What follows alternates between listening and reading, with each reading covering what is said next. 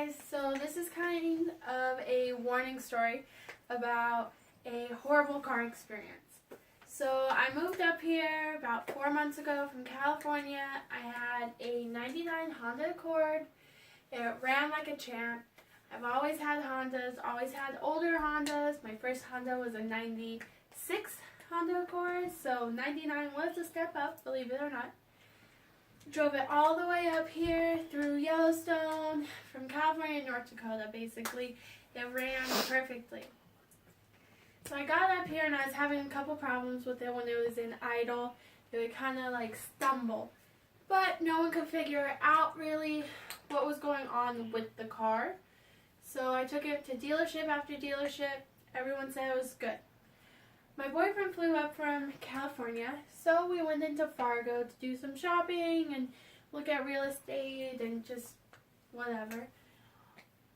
While we were there, my car started really acting up. That whole stumbling problem when it was in idle or when we were parked or when we just turned the car on got really bad. So we decided to pack up, come back to Grand Forks and try to get it into the shop.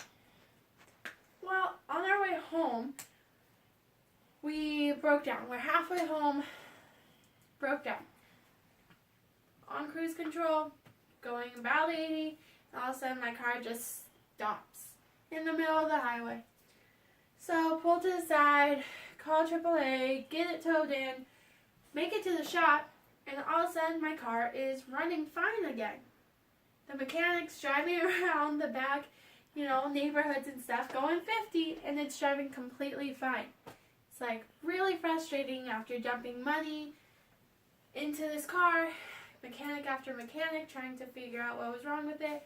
And it was acting up for me, but none of the mechanics could see what was wrong. And I even took it to the dealership mechanic. Anyways, I left the mechanics. I didn't even get to the first stoplight.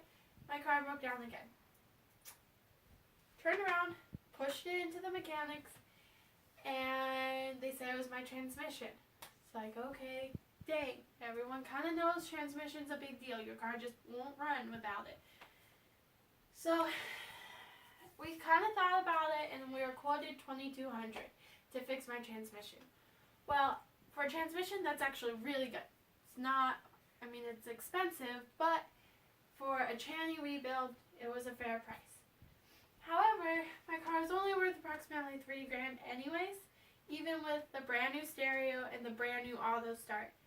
The stereo was about 8 months old. The auto start literally got put in 3 days before I broke down, which was a big bummer. So, took it back to the mechanics, decided, hey, I'm going to look for a new car. Something certified, pre-owned, don't have a big budget. I wanted to keep payments below $200 a month. I thought, well, certified pre-owned, that might be possible, No, it is not easy at all.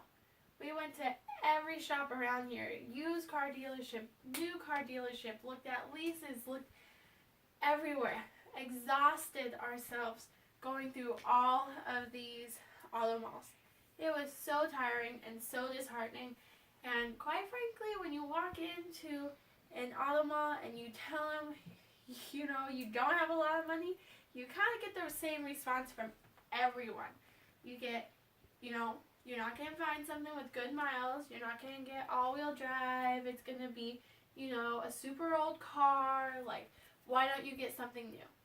It's like, okay, well, can't afford something new. So after looking around, I was talking to my dad and we decided just to fix my car. Just fix the Honda, try to get a little bit more life out of it, and then wait. Because I've never been in a car payment. I've always owned my cars, so getting into a car payment was kind of a big deal for me. So we went to fix my car. Turned around and it turns out it was actually going to be worth $3,000, which, like I mentioned, was the total worth of my car. So we went back, started looking at more cars, finally found one. Kind of seemed too good to be true, but I still went through the financing stages of it. Got approved with an amazing finance interest rate. Got approved by myself with no co-signer, and I felt kind of accomplished. I felt proud of myself. Then my dad told me once again he wants to just fix my car. It's like, dang, this is a roller coaster. It was not a fun one. So, went back to the mechanic, and they raised the price on me once again. So, called my dad with the price, saying, what should I do? Went back to the auto mall and got the car that had been sitting there for 4 days that I had already gotten the approval for. And now I'm happy to say, after a full week of having no transportation, I will be in a brand new car.